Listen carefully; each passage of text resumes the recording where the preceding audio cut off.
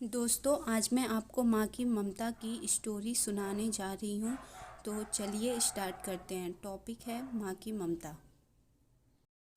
एक छोटे से कस्बे में समीर नाम का एक लड़का रहता था। बचपन में ही पिता की मृत्यु हो जाने के कारण परिवार की आर्थिक स्थिति बड़ी दयनीय थी। समीर की माँ कुछ पढ़ी लिखी जरूर थी, लेकिन उतनी पढ़ाई से नौकरी कहाँ मिलने वाली थी। सो घर घर बर्तन मांजकर और सिलाई बुनाई का काम करके किसी तरह अपने बच्चे को पढ़ा लिखा रही थी। समीर स्वभाव से थोड़ा शर्मीला था और अक्सर चुपचाप बैठा रहता था। एक दिन जब वो स्कूल से लौटा तो उसके हाथ में एक लिफाफा था। उसने माँ को लिफाफा पकड़ाते हुए कहा, माँ, मास्टर साहब ने तुम्हारे लिए ये चिट्ठी भेजी है, जरा देखो तो इसमें क्या लिखा है।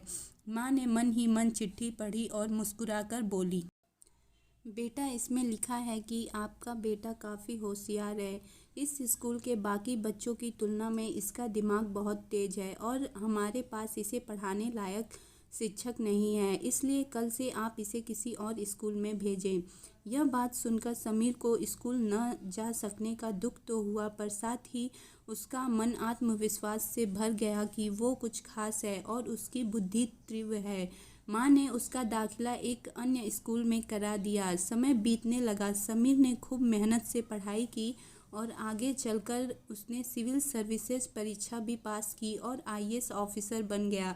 समीर की माँ अब बूढ़ी हो चुकी थी और कई दिनों से बीमार भी चल रही थी और एक दिन अचानक उनकी मृत्यु हो गई। समीर के लिए ये बहुत बड़ा आघात था। वह बिलख बिलख कर रो पड़ा और उसे समझ नहीं आ रहा था कि अब अपनी माँ के बिना वो कैसे जिएगा। रोते रोते ही उसने माँ की पुरानी अलमारी खोली और हाथ में उनकी माला, चश्मा और अन्य वस्तुएं लेकर चूमने लगा। उस अलमारी में समीर ने पुराने खिलौने और बचपन के कपड़े तक संभाल कर रखे हुए थे। समीर एक एक कर सारी चीज़ें निकालने लगा और तभी उसकी नज़र एक पुरानी चिट्ठी पर पड़ी।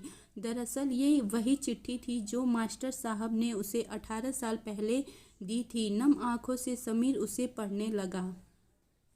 आदरणीय अभिभावक, आपको बताते हुए हमें अफसोस हो रहा है कि आपका बेटा समीर पढ़ाई में बेहद कमज़ोर है और खेल कूद में भी भाग नहीं लेता है। जान पड़ता है कि उम्र के हिसाब से समीर की बुद्धि विकसित नहीं हो पाई है, अतः हमें इसे अपने विद्यालय में पढ़ाने में असमर्थ हैं। आपसे निवेदन है कि समीर का दाखिला किसी मंदबुद्धि विद्यालय में कराएं और इसे पढ़ाएं। सादर, प्रिंसिपल। समीर जानता था कि भले अब उसकी माँ इस दुनिया में नहीं रही, पर वो जहाँ भी होगी उनका ममता और आशीर्वाद हमेशा उनके साथ रहेगा।